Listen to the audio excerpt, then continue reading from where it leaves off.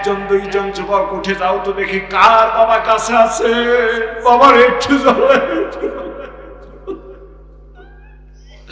এ বাবার একটু জড়ায় না, কান্দ বাবার ধরে কান্দ। আর নাই কারো বাবা কাছে, বাবা থাকলে বাবার কাছে যাও, একটু যাও, বাবা যার কাছে রয়েছে এই মাহফিলের ভিতরে আছে, বাবার কাছে চলে যাও।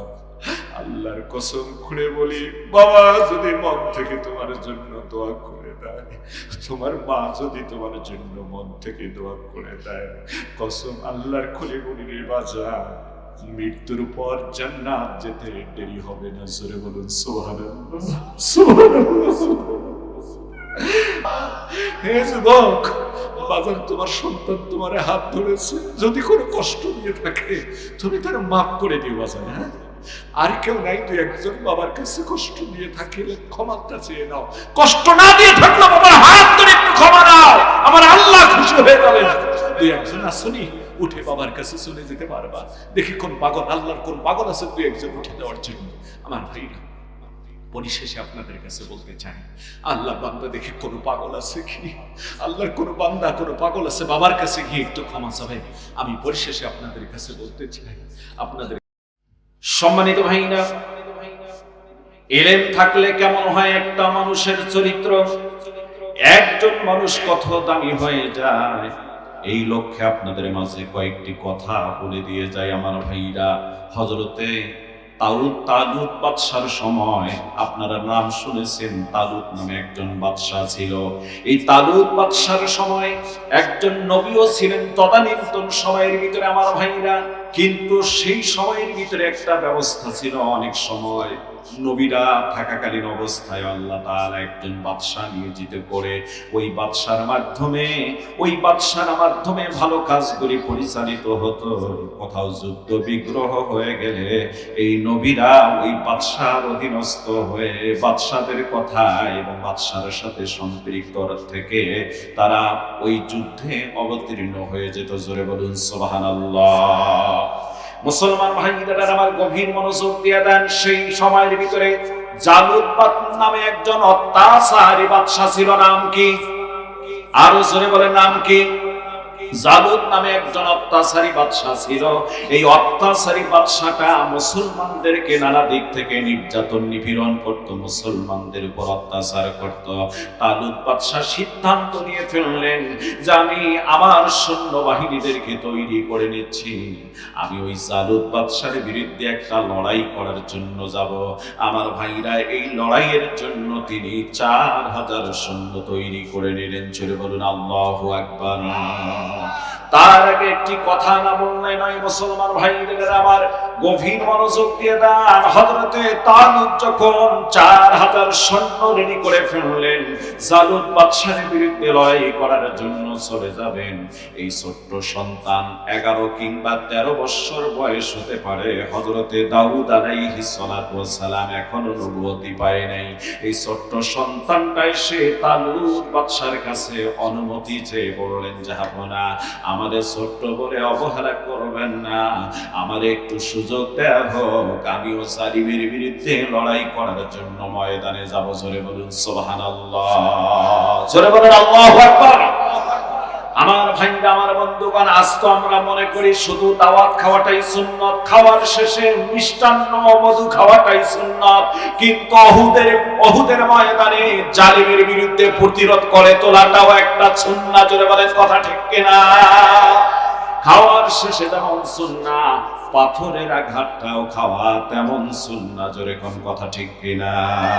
তাই তো একজন ইসলামিক কবি বলেছেন, সুন্নাত নয় শুধু দাওয়াতের মেহমান, সুন্নাত নয় শুধু খাওয়া শেষে মধুপান, আরো কিছু সুন্নাত আছে তুমি জানো কি, জানলেও জীবনে তা কখনো মানো কি।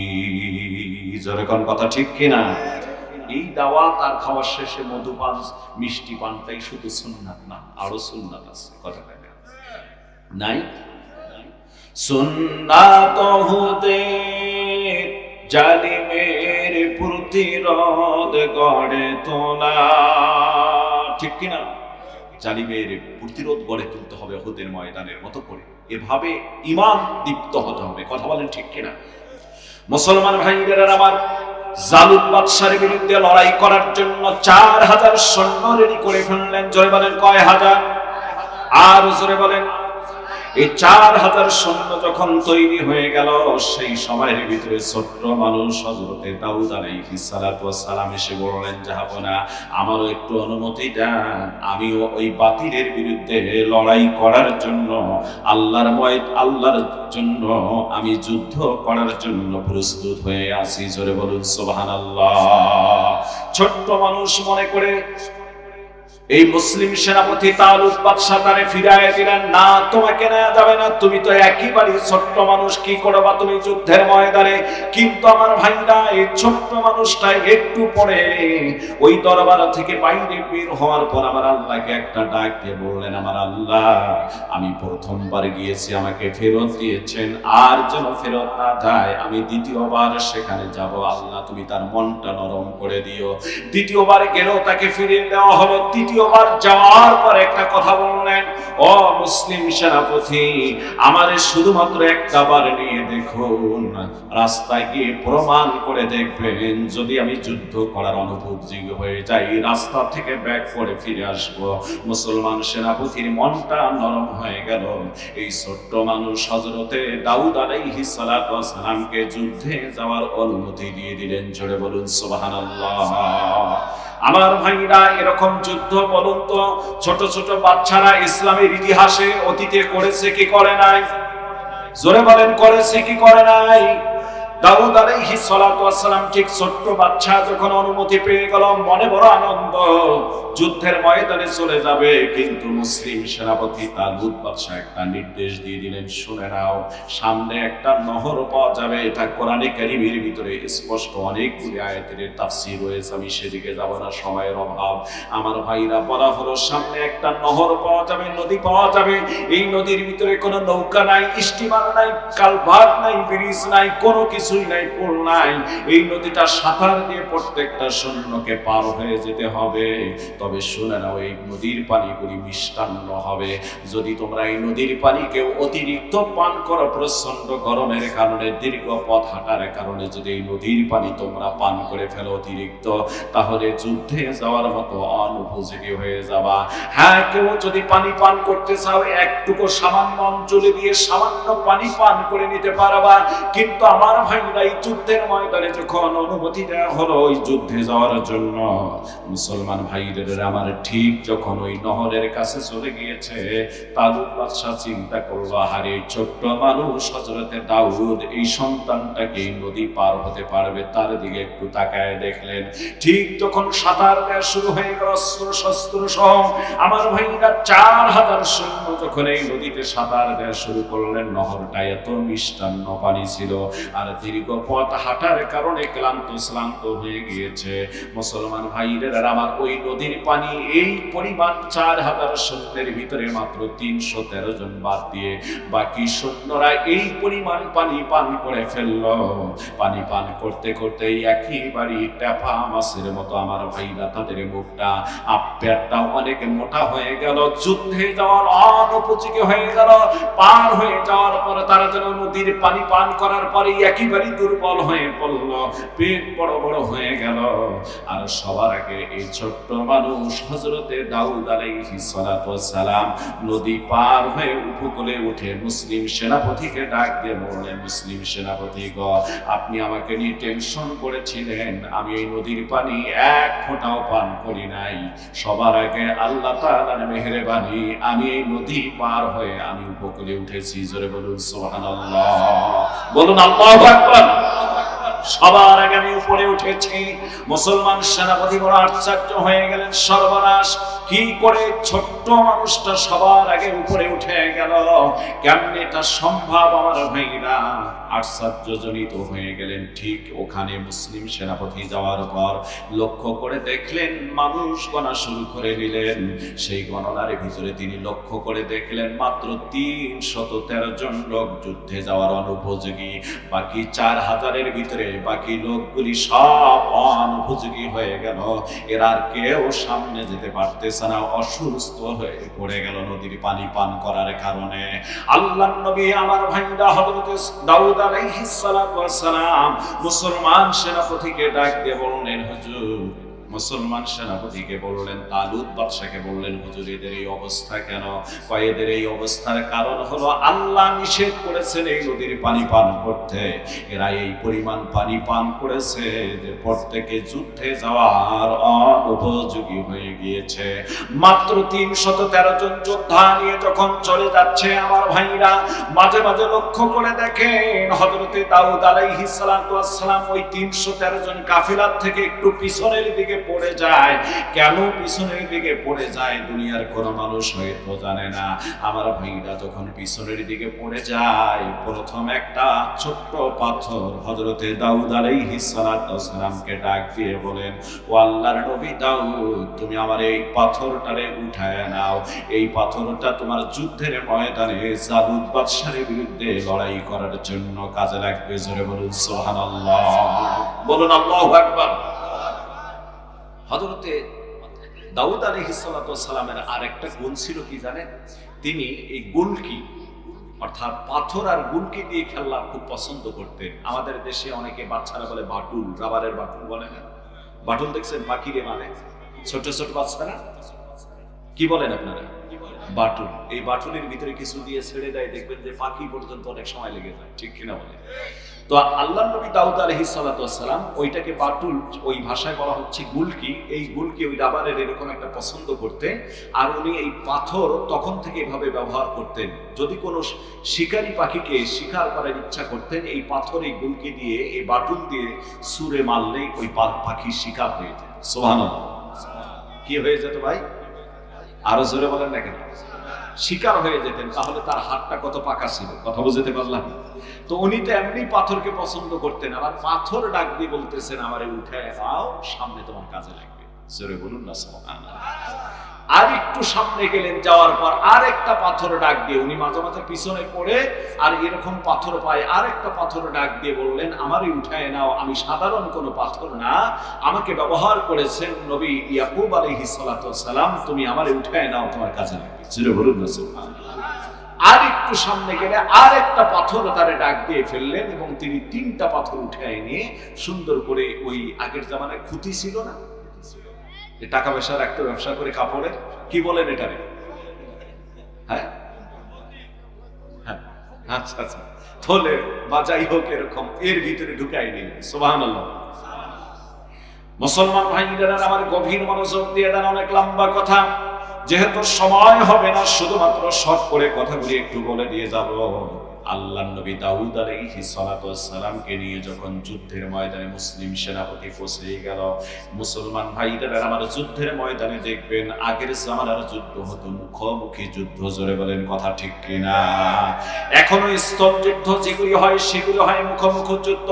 আমার ভাইরা, আমার বন্ধুগণ, গভীর মনোযোগ দিয়ে দেন। ঠিক আল্লাহর নবী হযরতে দাউদ আলাইহিস সালাতু ওয়াস সালাম যখন ওখানে পৌঁছে গেলেন, সৈন্য হলো সেখানে 313 জন মুসলমান বাহিনীর ভিতরে, আর কাফের মুশরিক জালুত বাদশা, অত্যাচারী বাদশার সৈন্য নিয়ে এসেছে প্রায় 1 লক্ষ সৈন্য। আপনাদের কাছে প্রশ্ন করি, 1 লক্ষ সৈন্যের কাছে যদি এই 313 জন মুসলমানদেরকে কেটে কেটে সালাদ বানায় দেওয়া হয়, আমার মনে হয় তারপর সালাদ তাদের কম পড়ে যাবে। জোরে কোন কথা ঠিক কিনা? মাত্র 313 জন মুসলমান আমার ভাইরা যুদ্ধ করে 1 লক্ষ মুসলমানের বিরুদ্ধে, 1 লক্ষ কাফেরের বিরুদ্ধে। জোরে বলুন আল্লাহু আকবার। তাই তো আপনাদেরকে বলে থাকি, ঈমান ঈমান করো রে মানুষ, ঈমান নয় রে এত সোজা। ঈমানদার হয়ে বহে কেউ কি শয়তানের বোঝা। ওরে মুসলিম, তুমি ঘুমিয়ে পড়েছ, ডাকাত ঢুকেছে ঘরে, ঈমান তোমার হয়েছে চুরি, দেখনি খেয়াল করে। কইরে খালিদ, কইরে ওমর, আসবে আবার বদর, করিবি দিক বিজয়ে নবীন মুজাহিদ।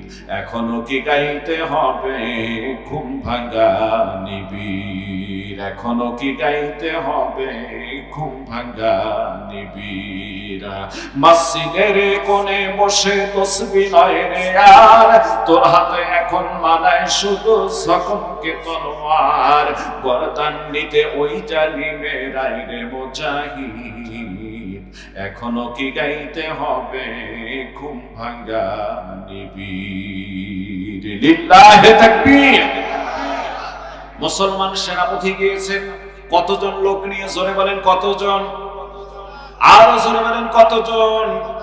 কাফের আসছে 1 লক্ষ। বদরের প্রান্তে মুসলমান সেনাপতি ছিল 313 জন। সুবহানাল্লাহ বলেন। এই 313 জন আরো পূর্ব থেকে এসে শেষ পর্যন্ত একটা মুজিজা চলে আসছে। এই 313 একটা বর্ণনা আপনাদের মাঝে শেষের দিকে বলে দিয়ে যাব। আমার ভাইরা যখন যুদ্ধের ময়দানে গিয়ে উপস্থিত হয়ে গেল, এমন সময়ের ভিতরে মুসলিম সেনাপতি লক্ষ্য করে দেখলেন এই 313 জন লোক ভীতু হয়ে গেল, কারণ পক্ষান্তরে দাঁড়িয়ে আছে হাজার হাজার নয় লক্ষ লোক দাঁড়িয়ে রয়েছে। এর ভিতরে জালুত বাদশা ছিল অত্যন্ত শক্তিশালী এবং অনেক উঁচু মোটা ঘোড়ার উপর চলেছে। জালুত বাদশা সামনের দিকে আগমন করে বলছে, ওরে মুসলমানের বাচ্চারা, মাত্র এই কয়েকজন নিয়ে চলে এসেছো, এদেরকে তো আমি একাই শেষ করে ফেলবো, আমার সৈন্যের কোনো প্রয়োজন নাই, আমি আগে এই যুদ্ধের মোকাবেলা করব, কে আসো আমার বিরুদ্ধে লড়াই করার জন্য সামনে এগিয়ে আসো। আমার ভাইরা এই 313 জন যদি উপস্থিত হয়ে গেল, এর ভিতরে মুসলিম সেনাপতি তালুত জানায় দিলেন, তোমাদের ভিতরে কে আছো ওই লোকটার বিরুদ্ধে লড়াই করার জন্য সর্বপ্রথম চলে যাবা। যদি ওই লোকটার বিরুদ্ধে লড়াই করার জন্য কেউ সর্বপ্রথম চলে যায়, আমি এই দেশের বাদশা হয়ে কথা দিলাম, আমি আমার রাজ্যের অর্ধেক তার নামে লিখে দেব। সুবহানাল্লাহ। কেউ দাঁড়াচ্ছে না। আল্লাহু আকবার বলেন। এত সৈন্য দেখে, জালুত বাদশার হুঙ্কার দেখে কেউ দাঁড়ানোর সাহস পাচ্ছে না। ছোট্ট মানুষ হযরতে দাউদ আলাইহিস সালাতু ওয়াস সালাম একদিক থেকে দাঁড়ায় বললেন, যাবো না, আমার ওই ছোট্ট মানুষ, আমি আমার রাজ্যের প্রয়োজন নাই, আপনি অনুমতি দিয়ে দিন, আমি যাব ওই লোকটার বিরুদ্ধে লড়াই করার জন্য। জোরে বলা যাবে কি সুবহানাল্লাহ? ওই অত্যাচারী জালুত বাদশার বিরুদ্ধে আমি লড়াই করার জন্য যাব। জোরে বলুন আল্লাহু আকবার। আমার ভাইরা, আবার যখন আল্লাহর নবী সূরা দাউদ আলাইহিস সালাতু ওয়াস সালামের কথা বললেন, ছোট্ট মানুষ 11 কিংবা 13 বছর বয়স, ওনারে বললেন, তুমি বসো, তুমি কি পারবা ওই লোকটার সঙ্গে যুদ্ধ করার জন্য? আমার ভাইরা, আল্লাহর নবী দাউদ বললেন, হ্যাঁ, আপনি অনুমতি দিয়ে দেন, দোয়া করে দেন, আমি যাব। কয় না, তুমি বসো, আমি একটা শক্তিশালী লোক দেখতে চাই। দ্বিতীয়বার ঘোষণা করে দিলেন, যারা আমার কথা অনুযায়ী প্রথম ওই লোকটার সঙ্গে লড়াই মোকাবেলা করার জন্য যুদ্ধের ময়দানে যাবে, আমি ঘোষণা দিয়ে দিলাম, রাজ্যের অর্ধেক তো দেব, আমার সুন্দরী মেয়ে রয়ে গিয়েছে, আমার এই সুন্দরী মেয়েটার সঙ্গে তার বিয়ের ব্যবস্থা করে দেব। জোরে বলা যাবে কি সুবহানাল্লাহ? বলুন আল্লাহু আকবার। আমার ভাইরা, হযরতে দাউদ আলাইহিস সালাম দেখলেন এত বড় অফার দেওয়ার পরও কোনো মানুষ দাঁড়াচ্ছে না, কেউ দাঁড়াইতে বলতেছে না যে হুজুর আমি যাব। অথচ লোক আছে 313 জন, দাউদ বাদ দিলে আরো আছে 312 জন, সেনাপতি বাদ দিলে আরো 11 জন, 300 কতজন? 311 জন ব্যক্তি থাকার পরও দাউদ এবং সেনাপতি বাদ দিয়ে কেউ দাঁড়াচ্ছে না। আল্লাহর নবী ছোট্ট মানুষ হযরতে দাউদ আলাইহিস সালাম ডাক দিয়ে বললেন, সেনাপতি শুনে নেন, আমার তো বাদশা শুনে নেন, আমার তো মূলত বিয়ের বয়স হয় নাই, আমার সুন্দরী নারীরও দরকার নাই, আপনি শুধু অনুমতি দিয়ে দিন, আমি কথা দিলাম, আমি যাব ওই লোকটার বিরুদ্ধে লড়াই করার জন্য। জোরে বলুন আল্লাহু আকবার। মুসলমান ভাইদের আমার আর একবার তাকে বললেন, বসো, আমি নেক্সট একবার ঘোষণা করে দেখি তোমাদের ভিতরে কে আছো ওই লোকটার বিরুদ্ধে লড়াই করতে পারবা। তৃতীয়বার যখন ঘোষণা করে দিলেন, তোমাদের ভিতরে যদি কেউ থাকো ওই লোকটার বিরুদ্ধে লড়াই করার জন্য সর্বপ্রথম ময়দানে এগিয়ে যাও, তাহলে আমি ঘোষণা করলাম 3টা পুরস্কার হবে। 1 নম্বর পুরস্কার হলো আমার জীবদ্দশায় রাজ্যের অর্ধেক দিয়ে দেব। দ্বিতীয় নাম্বার পুরস্কার হলো আমার সুন্দরী মেয়ে দিয়ে তার বিয়ের ব্যবস্থা করে দেব। তৃতীয় নাম্বার পুরস্কার হলো আমি আমার ইন্তেকালের পর এই দেশের পুরা দেশের বাদশা সে হয়ে যাবে। আমার ভাইরা কেউ দাঁড়াচ্ছে না। হযরতে দাউদ আলাইহিস সালাতু ওয়াস সালাম ছোট্ট মানুষ বললেন, আপনি অনুমতি দেন, আমার এই তিনটার দরকার নাই, আমি যাব ওই জালিমের বিরুদ্ধে লড়াই করার জন্য। জোরে বলুন সুবহানাল্লাহ, বলুন আল্লাহু আকবার। আমার ভাইরা, কারণ আমার আল্লাহ রাব্বুল আলামিন কোরআনে কারীমের ভিতরে জানায় দেন, আল্লাহ বলেন, ইন্নাল্লাহা আশতারা মিনাল মুমিনিনা আনফুসাহুম ওয়া আমওয়ালাহুম বিআন্না লাহুমুল জান্নাহ ইউকাতিলুনা ফি সাবিলিল্লাহি ফায়াকতুলুনা ওয়া ইউকতালুন। জোরে বলেন আল্লাহু আকবার। আল্লাহ রাব্বুল আলামিন জানায় দিচ্ছেন, আমি মুমিনদের জান ও মাল কেড়ে নিয়েছি, বিনিময়ে দেব জান্নাত। জোরে বলুন না সুবহানাল্লাহ। তো জান মাল কিনে নিয়েছি, মাল ব্যয় করবে আমার দ্বীনের পথে, আর জানটা বের করবে কোন পথে? আল্লাহ বলেন, ইউকাতিলুনা ফি সাবিলিল্লাহি ফায়াকতুলুনা ওয়া ইউকতালুন। তারা আল্লাহর পথে লড়াই সংগ্রামে যাবে, এই লড়াইয়ে তারা মারবে এবং কাফের মুশরিকদেরকে তারা মরবে এবং মারবে। জোরে বলা যাবে কি আল্লাহু আকবার।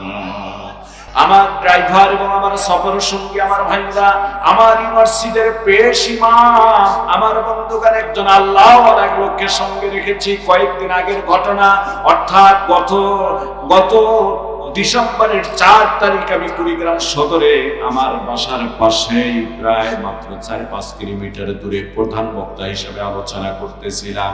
আমার সফর সঙ্গী সেখানে উপস্থিত ছিলেন। যেখানে আমি ওয়াজ করেছি সেই জায়গাটা হলো বাসিরউদ্দিন ঘুঘু মুন্সির এলাকা, তার বাড়ির এলাকা। অর্থাৎ বাসিরউদ্দিন ঘুঘু মুন্সির নাতি যে মাদ্রাসায় মুহতামিমের দায়িত্ব পালন করে, প্রধান শিক্ষকের দায়িত্ব পালন করে, সেই মাদ্রাসায় আমি মাহফিল করলাম ডিসেম্বরের 4 তারিখ। এ মুসলমান ভাইরা আমার, ওই বাসিরউদ্দিন ঘুঘু মুন্সির নামটা আপনারা শুনেছেন বহু জায়গায়, আমিও বলি, অনেক বক্তারাও বলে ফেলে। নাম হলো বাসিরউদ্দিন, লোকে ডাকতো ঘুঘু মুন্সি বলে। কারণটা কি? এর কারণের ব্যাখ্যাও আমি শেষের দিকে দিয়ে যাব। শুধুমাত্র একটা কথা বলে দিয়ে যাই, এই বাসিরউদ্দিন ঘুঘু মুন্সি আমার ভাইরা মারা গেল, এই লোকটাকে কবরে রাখা হলো। যারা প্রত্যক্ষদর্শী ছিলেন, 4 তারিখ সভাপতি সাহেব নিজেই দাঁড়ায় 5 মিনিট বয়ান করেছেন বাসিরউদ্দিন ঘুঘু মুন্সি সম্পর্কে। এই লোকটাকে কবরে রাখার পর ভাইরা আমার 22 বছর পর নদীর ভাঙ্গনে লাশ বেরিয়ে পড়েছে। 22 বছর পর লক্ষ্য করা গিয়েছে তার লাশ তো নষ্ট হওয়া দূরের কথা, কাপড়ের মধ্যে মাটির একটা তিলার পর্যন্ত দাগ লাগে নাই। জোরে বলা যাবে কি সুবহানাল্লাহ? জোরে বলুন আল্লাহু আকবার। অথচ যে লোকটা বললেন, ওই দিন বক্তব্য দিয়েছিলেন, কাপড়টা আমিও দেখেছি, কিন্তু লাশ যখন উঠাইছিলেন ওই লোকটা বললেন যে সর্বপ্রথম আমরাই লাশ দেখি এবং আমাকে ডাক দিয়ে নেওয়া হয়, যেহেতু আমি আলেম, বাবার লাশ বেরিয়েছে, কি করব আমরাও গিয়ে দেখলাম পায়ের অর্ধেক বেশি অর্ধেক বেরিয়ে পড়েছে। সুন্দর করে কাপড়ে মোড়া, কাপড়ের ভাঁজটাও খোলে নাই। 22 বছর হয়ে গেল, কাপড়ের মধ্যে মাটির দাগও লাগে নাই। জোরে বলুন আল্লাহু আকবার। আমার ভাইরা ওখান থেকে খনন করে ঈদগাহ মাঠের কোণারে একটা কবর দিয়ে রেখেছেন, মাত্র একটা কবর। আল্লাহর বান্দা, ওই বান্দার কবরটা আবার 10 বছর পরে নদীর ভাঙ্গনে লাশটা ভেঙে আবার বেরিয়ে পড়ল। 22 আর 10 হলো 32 বছর। 32 বছর পর্যন্ত দেখা গেল ওনার কাপড়ের মধ্যে মাটির দাগ লাগে নাই, লাশটা বড় অক্ষত। জোরে বলা যাবে কি সুবহানাল্লাহ? চলে বলুন আল্লাহু আকবার। এ মুসলমান ভাইয়েরা আমার, কয়েকদিন কবরে থাকলেই তো একটা মানুষের অস্তিত্ব থাকে না। জোরে কোন কথা ঠিক কিনা? দুনিয়ার জমিনে কোন মানুষ যদি রাস্তাঘাটে অথবা জঙ্গলে মরে থাকে, কয়েকদিন গেলেই পছন্দ ধরে গিয়ে গন্ধ বের হয়ে যায়, মানুষ দুর্গন্ধে কাছে যেতে পারে না। ঠিক কবরে মানুষকে রাখার পর এই পরিণতি হয়ে যায়। তাই তো একজন ইসলামী স্কলার ডাক দিয়ে বলেছেন, একজন ইসলামী স্কলার বলেছেন, মানুষ মরে যাওয়ার পর কি কি পরিণতি হতে পারে সে কথা নিয়ে তিনি একটা সঙ্গীত গেয়েছেন, আপনাদেরকে শোনায় দিয়ে যাই। 6 দিন পর নখ খসে যাবে, 9 দিন পর চুল, কবর গাহের সামান নিতে কইর না কেউ ভুল। কবর জায়গা ভালো নয়, কবর জায়গা ভালো নয়। আওয়াজ, কবর জায়গা ভালো নয়, কবর জায়গা ভালো নয়। বলুন, আমল দিয়ে কবর গৃহ সাজিয়ে নিতে হয়, কবর জায়গা ভালো নয়, কবর জায়গা ভালো নয়। 17 দিন পর পেট ফেটে যাবে, পোকার খাদ্য হবে। 60 দিন পর গোশ থাকবে না, কঙ্কাল পড়ে রবে। আল্লাহু আকবার। 90 দিন পর হাড়গুলি সব, 90 দিন পর হাড়গুলি সব খুলে খুলে পড়ে রয়, কবর জায়গা ভালো নয়, কবর জায়গা ভালো নয়, কবর জায়গা ভালো নয়, কবর জায়গা ভালো নয়। আমল দিয়ে কবর গৃহ সাজিয়ে নিতে হয়, কবর জায়গা ভালো নয়, কবর জায়গা ভালো নয়। জোরে বলেন, কথা ঠিক কিনা?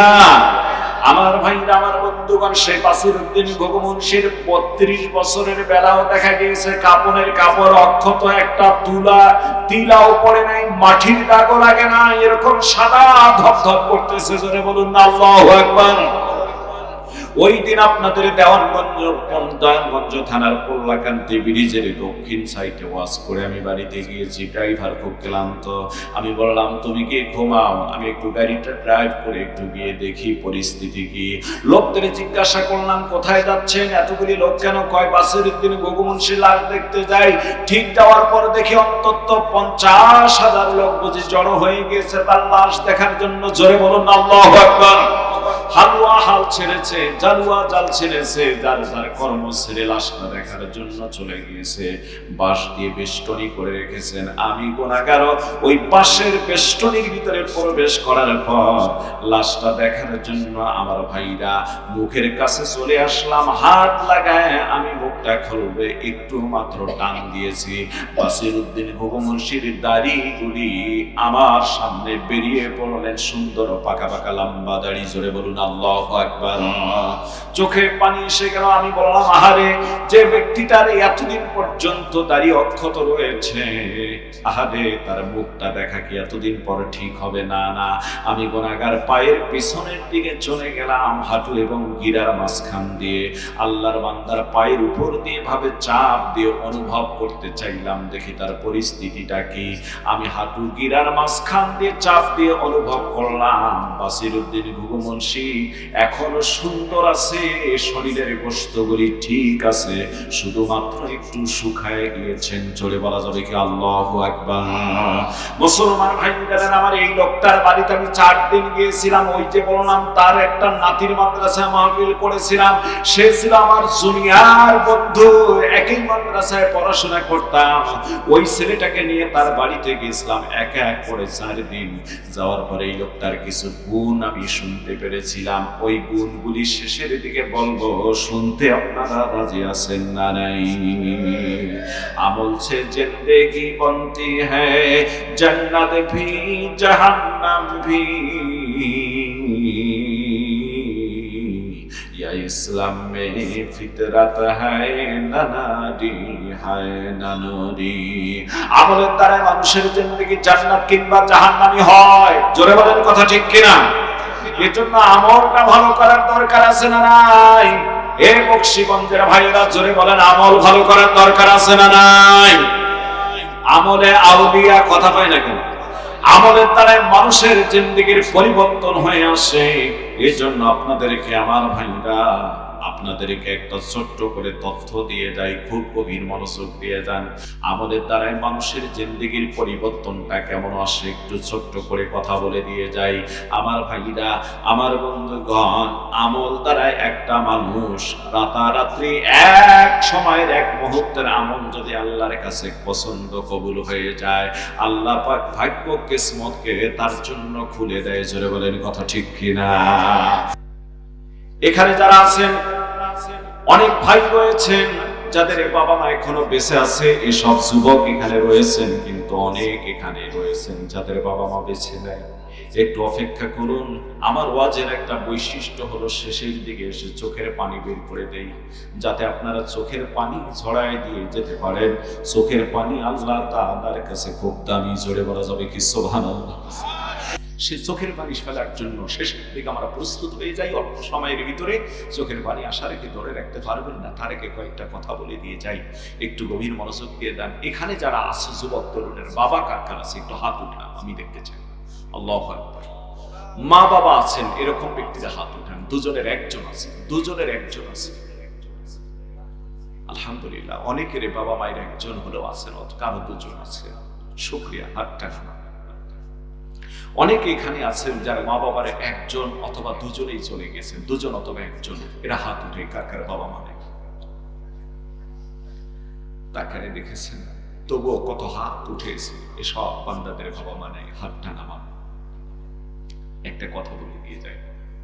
ইমাম বুখারী রাহমাতুল্লাহ আলাইহি তার কিতাব আদাবুল মুফরাদের ভিতরে হযরত আব্দুল্লাহ ইবনে আব্বাস রাদিয়াল্লাহু তাআলা থেকে একটা হাদিস নিয়ে আসছেন।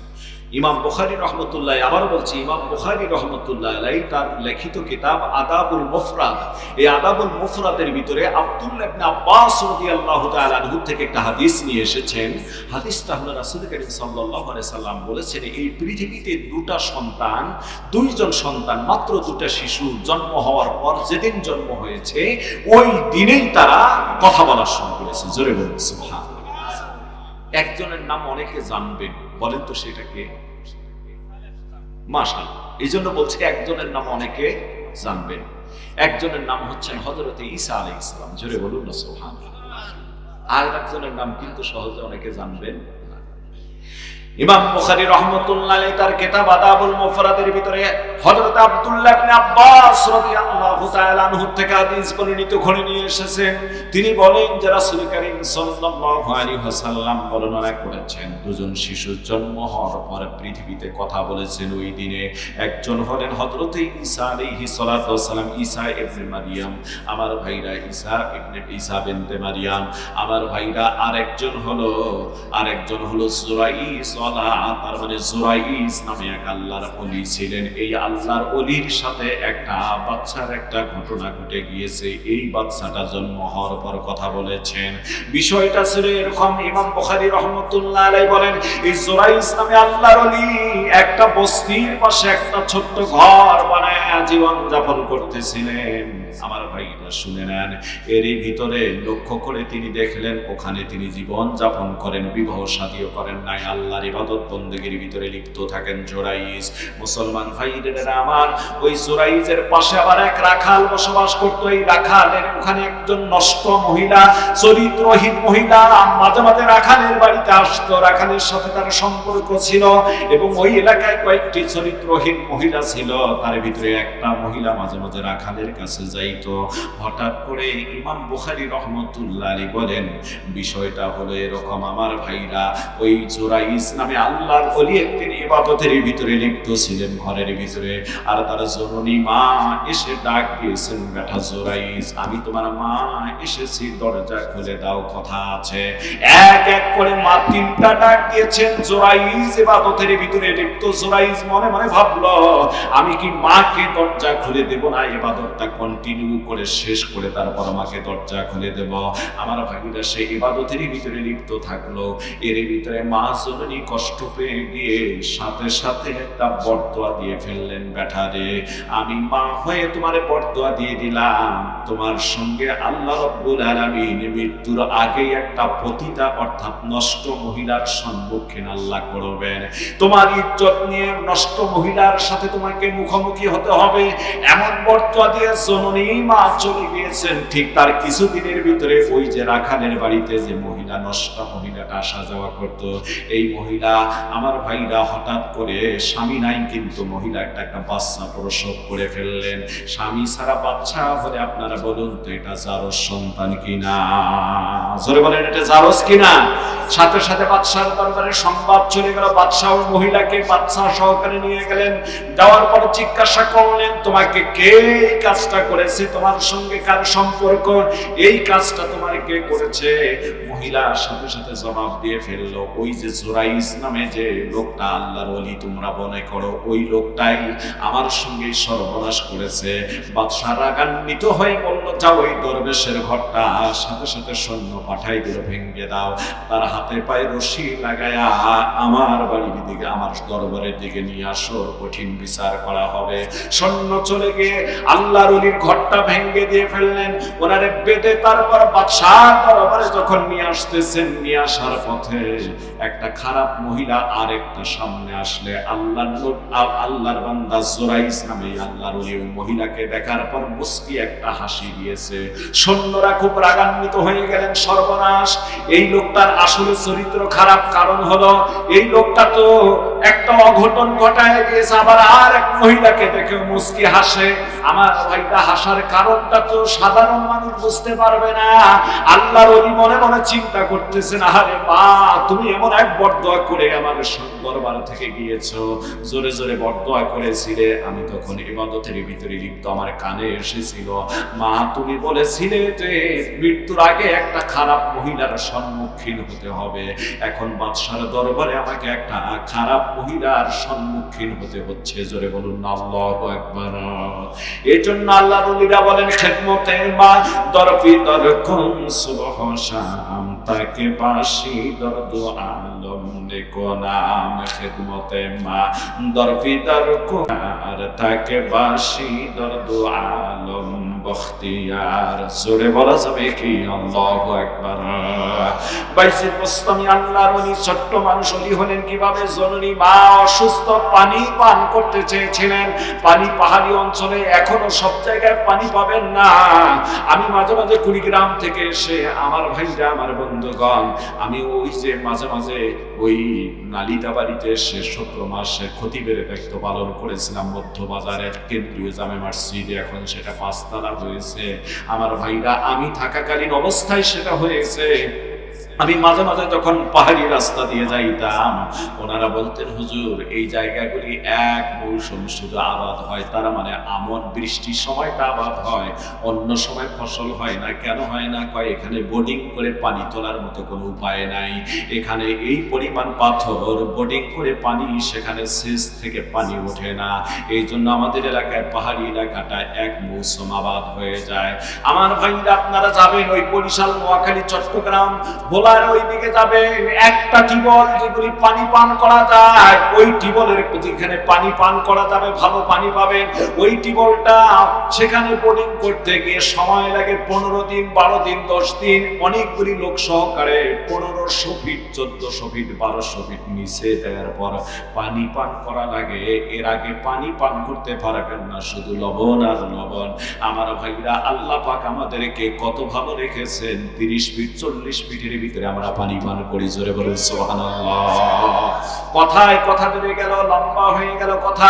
সেই জামানায় হয়তো বাইজিদ বুস্তামির বাড়িতে টিবল ছিল না, জননী মা পানি পান করতে চেয়েছেন। আল্লাহর বান্দা ছোট্ট মানুষ পানি আনার জন্য দূরে চলে গিয়েছেন, এসে দেখেন জননী মা ঘুমিয়ে পড়েছেন। আমার ভাইরা, পানির পাত্র নিয়ে সারা রাত দাঁড়িয়ে রয়েছেন। ঠিক সকাল হয়ে গেলে ফজরের আজান যখন মুয়াজ্জিন দিয়ে ফেলল, আল্লাহর বান্দির ঘুম ভেঙে গিয়ে দেখেন তার সন্তান পানির গিলাস নিয়ে তার শিওরে দাঁড়িয়ে দাঁড়িয়ে রয়েছেন, আর শীতে সে কাঁপতেছে। জোরে বলা যাবে কি সুবহানাল্লাহ। আমার ভাইরা, জননী মা চিন্তা করলেন যে পানি আমার জন্য নিয়ে দাঁড়িয়ে আছে। ডাক দিয়ে বললেন, বাজান তুমি কি ঘুমাও নাই? কেমনে ঘুমাবো মা, তুমি অসুস্থ মানুষ, পানি পান করতেছে। সুবহানাল্লাহ। অসুস্থ মানুষ পানি পান করতে চেয়েছো, আমি পানি নিয়ে এসে দেখি ঘুমিয়ে পড়েছো, কি করে ডাকবো, তুমি তো অসুস্থ, দাঁড়িয়ে আছি, কখন যেন ঘুম থেকে উঠে তোমার পানির প্রয়োজন, এই জন্য সারা রাত চলে গেল। জননী মা পানিটা পান করে হাত উঠানোর দরকার হয় নাই, অন্তর থেকে শুধুমাত্র সন্তানকে জড়ায় নিয়ে আল্লাহর কাছে বলেছেন, আমার আল্লাহ আমার ছেলে আমার এত তাজিম সম্মান করতে পারে, আমি মা হয়ে দোয়া করে দিলাম জামানার একজন শ্রেষ্ঠ ওলি সুলতানুন আরিসিন আউলিয়া বানায় দিও। জোরে বলুন সুবহানাল্লাহ। মায়ের দোয়া কবুল হয়েছে, জোরে বলুন আল্লাহু আকবার। এই জোরাইজের জন্য মায়ের বড় দোয়া কবুল হয়েছে, কথা কয় না। আজকে অনেক সন্তান বাবা মারে কষ্ট দেয়, মায়ের সঙ্গে ভালো ব্যবহার করে না, ভালো আচরণ করে না, বয়স হয়ে গেলে মাদেরকে পৃথক করে দেয়, তিন কথার সাথে একটা নতুন বিয়ে করে স্ত্রীকে নিয়ে ব্যস্ত হয়ে পড়ে। আমার ভাইরা, একটা মানুষ তো প্রকৃত মানুষ, সে একজন মানুষ তো প্রকৃত সে যে মাকেও দেখে বাবাকেও দেখে, যার যে মর্যাদা সেই মর্যাদায় স্ত্রীর জায়গায় স্ত্রীকে রাখে, মায়ের জায়গায় মাকে রাখে। আমার ভাইরা শ্বশুর শাশুড়ির জায়গায় শ্বশুর শাশুড়ি রাখে, এই হলো মানুষ। জোরে কোন কথা ঠিক কিনা? আর কিছু মানুষ আছে এই কপাল পরাগুলি একজন বাকি জনগুলি ভুলে যায়। কি করে তুমি বলো, সারা জীবন যদি তোমার মায়ের, সারা জীবন যদি তোমার মা বাবার খেদমত করো, সারা জীবন যদি কাঁধে করে নিয়ে বলো, তবুও তো কোনো দিন তোমার দিন শত হবে না। এই জন্য আমার আল্লাহ কোরআনে কারীমের ভিতরে বললেন, ইম্মা ইয়াবলুগান্না ইনদাকাল কিবারা আহাদুহুমা আও কিলাহুমা ফালা তাকুল লাহুমা উফিন ওয়ালা তানহারহুমা ওয়া কুল লাহুমা কওলান কারীমা। আল্লাহ পাক এখানে বললেন, ও দুনিয়ার মানুষেরা শুনে নাও, আর ও দুনিয়ার মানুষ, আমি শর্ট করে বলছি, দুনিয়ার মানুষেরা শুনে নাও, তোমার জীবন দশায় তোমার বাবা কিংবা মা, তাদের দুজনের একজন অথবা উভয়জন যদি বার্ধক্যে উপনীত হয়ে যায়, তাহলে তুমি তাদের উদ্দেশ্যে কোনোদিন উহু শব্দটা ব্যবহার করো না, অথবা তোমার বাবা মা তোমার ব্যবহারে কোনোদিন উহু শব্দটা যেন বলে না। আমি এক নাম্বার বলে দিলাম, খবরদার এমন কাজটা করো না, এটা হারাম করে দিলাম। উহু শব্দটা বাবা মায়ের জন্য ব্যবহার করবে না, তোমার আচরণেও যেন তোমার বাবা মা উহু শব্দটা জবান থেকে না বের করে। জোরে বলুন আল্লাহু আকবার। দুই নাম্বার আল্লাহ বলেন, ওয়ালা তানহারহুমা, খবরদার ধমক দিয়ে কথা বাবা মায়ের সঙ্গে বলবা না, উঁচু আওয়াজে বাবা মায়ের সঙ্গে কথা বলবা না, মুস্কি ভাষায় বাবা মায়ের সঙ্গে কথা বলবে, মার্জিত ভাষায়। আল্লাহ বললেন সে কথাও তিন নাম্বার শিখাই দিয়ে বললেন, ওয়া কুল্লাহুমা কওলান কারীমা। বাবা মায়ের সঙ্গে যখন কথা বলবে, মার্জিত ভাষায়, সুন্দর ভাষায় কথা বলবে। তোমার সুন্দর একটা কথায় যদি তোমার বাবা মা একটা মুস্কি হাসি দিয়ে ফেলে, এই হাসিটার দ্বারা আল্লাহ তোমার আমল নামায় একটা কবুল হজের সওয়াব দান করে দিবেন। জোরে বলুন সুবহানাল্লাহ। আমার ভাইরা, আল্লাহ পাক চার নম্বরে বললেন, দুনিয়ার মানুষেরা শুনে নাও, ওয়াকফিদ লাহুমা জানাহাজ যুল্লি মিনার রাহমা। ও দুনিয়ার মানুষেরা, তোমার বাবা মায়ের জন্য বিনয়ের বাহুটাকে তুমি অবনমিত করে দাও, বিছায়া দাও। তোমার দুনিয়ার বাহুটাকে, মানে বাহুটা তুমি বাবা মায়ের খেদমতে বিছায়া দাও। আর পাঁচ নম্বরে আল্লাহ পাক জানাই দিলেন, তোমার বাবা মায়ের ভিতরে কারো ইন্তেকাল হয়ে গেলে অথবা উভয় যদি দুনিয়ার থেকে চলে যায়, তাহলে তুমি বেশি বেশি করে দোয়া করবে, রব্বিরহামহুমা। সবাই বলুন আপনারা, রব্বিরহামহুমা কামা রব্বায়ানি সগীরা। আবার জোরে বলেন, রব্বিরহামহুমা কামা রব্বায়ানি সগীরা।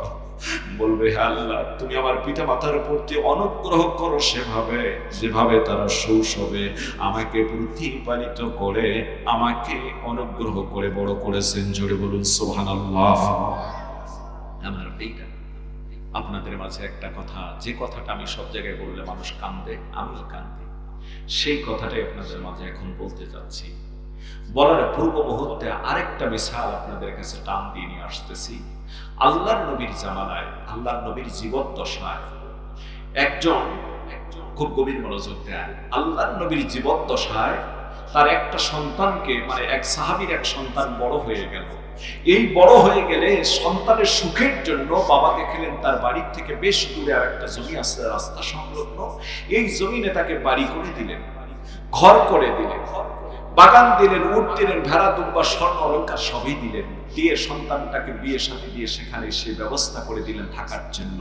এবার পিতা সন্তানের খবর নেওয়ার জন্য একদিন আসলেন, দেখি না আমার ছেলেটা কেমন আছে। কিন্তু যেদিন আসলেন সেদিন এসে দেখেন তার ছেলে বাড়িতে নেই, পুত্রবধূ বাড়িতে আছে। প্রথম দিন বাবা এসেছেন ওই বাড়িতে, পুত্রবধূ তারে যতটুকু আদর আপ্যায়ন করা লাগে করেছেন। যাওয়ার সময় বাড়ির থেকে আল্লাহর বান্দা ওই বুড়া সাহাবীটা ছেলের বাড়ি থেকে একটা ছোট্ট জিনিস পকেটে করে নিয়ে গেছে। আচ্ছা বলুন তো, এই ছোট্ট জিনিস তার পছন্দ হয়েছে, নিয়ে গেছে, বৌমাকে হয়তো বলেনি। বৌমা যখন সন্ধ্যাবেলা স্বামী আসছে চিৎকার করে বলেছে, দেখো তোমার বাবা আসার পরে আর একটা মানুষের বাড়িতে আসেনি, তোমার বাবাকে আমি আদর যত্ন যথেষ্ট করেছি, কিন্তু যাওয়ার সময় বাড়ির অমুক জিনিসটা কেন নিয়ে গেল, তুমি নবীর কাছে বিচার দায়ের করো, তোমার বাবার হয়তো চরিত্র ক্যারেক্টার ভালো নাই, ক্যারেক্টার লুজ আছে। আমার ভাইরা অনেকভাবে বুঝায় স্ত্রীকে প্রথম দিন সামলাইছে, নিয়ে গেছে, তা কি হয়েছে, আমার বাবা আমাদের বিয়ে দিলেন, বাড়ি দিলেন, ঘর দিলেন, বাগান দিলেন, উট দিলেন, ভেড়া দিলেন, আমাদের মানুষ করলেন, সামান্য একটা জিনিস নিয়েছে, তা কি হয়েছে, স্ত্রীকে বুঝায় কোনো মতো রাখলেন। কিন্তু কিছুদিন পর আবার ওই পুরা লোকটা, ওই মহিলা ওই ছেলের বাড়িতে আসলেন, যেহেতু প্রথম দিন দেখা পান নাই, দ্বিতীয় দিন আসলেন, আল্লাহর কি কৃপা ওই দিনও তিনি দেখা পেলেন না। ওই দিন বাড়ির থেকে যাওয়ার পর আরেকটা ছোট্ট জিনিস নিয়ে যাওয়ার কারণে সন্ধ্যায় স্বামী স্ত্রীর ভিতরে প্রচন্ড ঝগড়া। এবার পুত্রবধূ বলছে, যাও তোমার বাবার বিরুদ্ধে নবীজির কাছে বিচার দায়ের করো, যতক্ষণ পর্যন্ত বিচার দায়ের করবা না ততক্ষণ পর্যন্ত কিন্তু আমি এই বাড়িতে থাকবো না, বাবার বাড়িতে চলে যাব।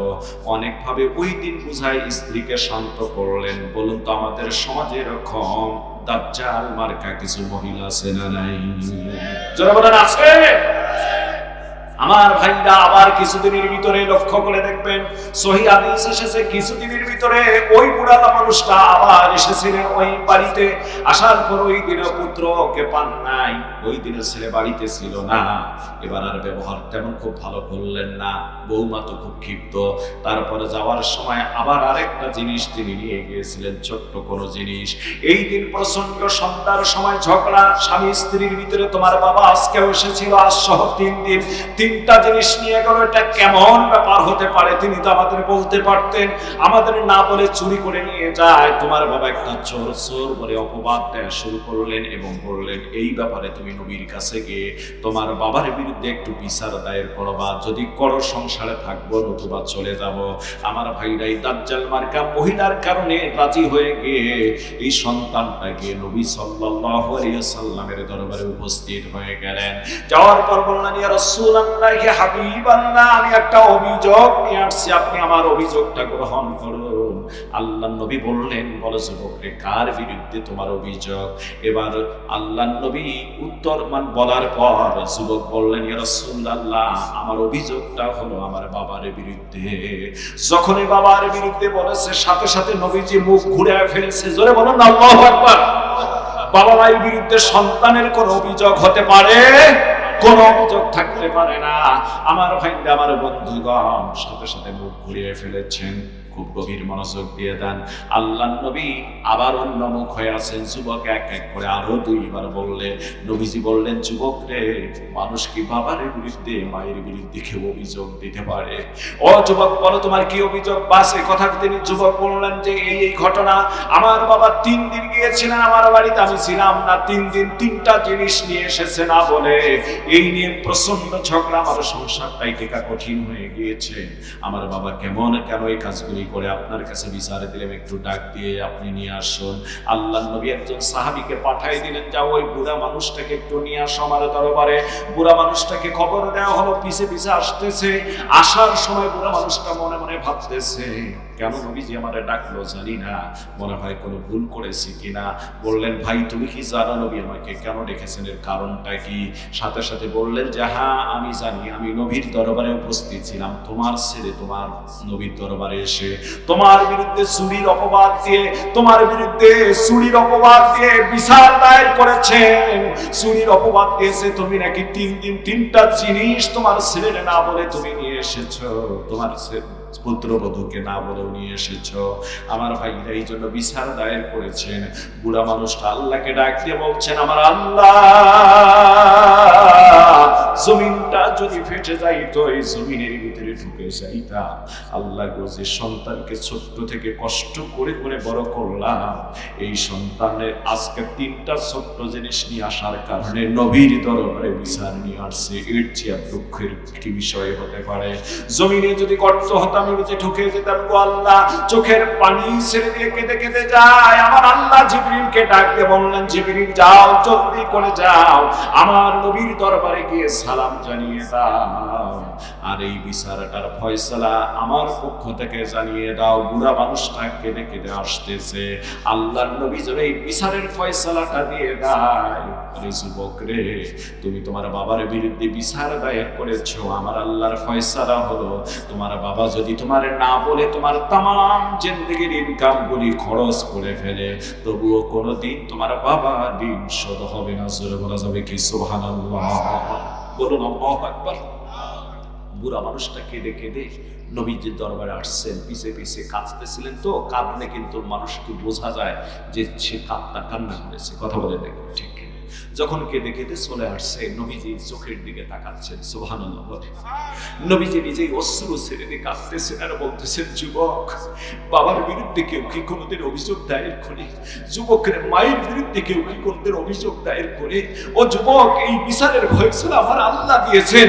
তোমার বাবা যদি তোমার না বলে তোমার তামাম জিন্দেগির ইনকাম করে খরচ করে ফেলে, তবুও কোনোদিন তোমার বাবার ঋণ শোধ হবে না। জোরে বলুন না সুবহানাল্লাহ। আজকে আফসোসের বিষয়, এমন সন্তান পিতামাতাকে দেখে না, বৃদ্ধাশ্রমে আজকে পিতামাতাকে রেখে আসে। জোরে কোন কথা ঠিক কিনা? সন্তান পৃথক খায়, বাবা মারে ভালো করে দেখে না। বুড়া হয়ে গেছে, এখন ঔষধের দরকার, এখন তার একটু ট্রিটমেন্টের দরকার, এখন তার পাশে থাকার একটু দরকার, এখন একটু ভালো মন্দ খাওয়ানোর দরকার, এখন সে অনেক সমস্যা, অথচ সেই সন্তান তাকে দেখে না। কথা হয় না? এই জন্য একজন কবি বলেছেন, সন্তান যখন, পিতামাতা যখন বুড়া হয়ে যায়, তখন সন্তানের কাছে কিছু আশা থাকে। এই আশাগুলি যখন পায় না, তখন বাবা মা কষ্ট করে একটা কথা বলে। বাবা কষ্ট করে যে কথাটা বলেন, সেই কথাটাই হচ্ছে একজন কবি বলেছেন, লক্ষ্য করে দেখবেন, যদি কারো উপযুক্ত সন্তান থাকে, তাহলে পিতামাতা বয়স হয়ে গেলে, অসুস্থ হয়ে গেলে, ওই সন্তানের দিকে একটু তার আলাদা মন থেকে একটা নজর আসে। আহারে, ওই সন্তান আমার আছে, আমার একটা ভরসা আছে। কথা পাই না? কিন্তু সে সন্তান থাকার পরও যখন না থাকার মতো হয়ে যায়, তখন পিতামাতার অনিচ্ছায় মানুষকে দেখানো ছাড়া চোখের পানি ঝরঝর করে। কথা পাই না? কান্দে। বাজান আমার ঔষধ শেষ, ঘন ঘন কাশি হয়, বুকের বাম পাশে ব্যথা, ঝাপসা দেখি সব সময়, এসব কথা ছেলের কানে যায় না, অথচ ছোট্ট বেলায় পড়তে কত বায়না। কথা বলেন ঠিক কিনা? অথচ ছোট্ট বেলায় ধরতে কত বায়না। আমি এক হতভাগা বাবা,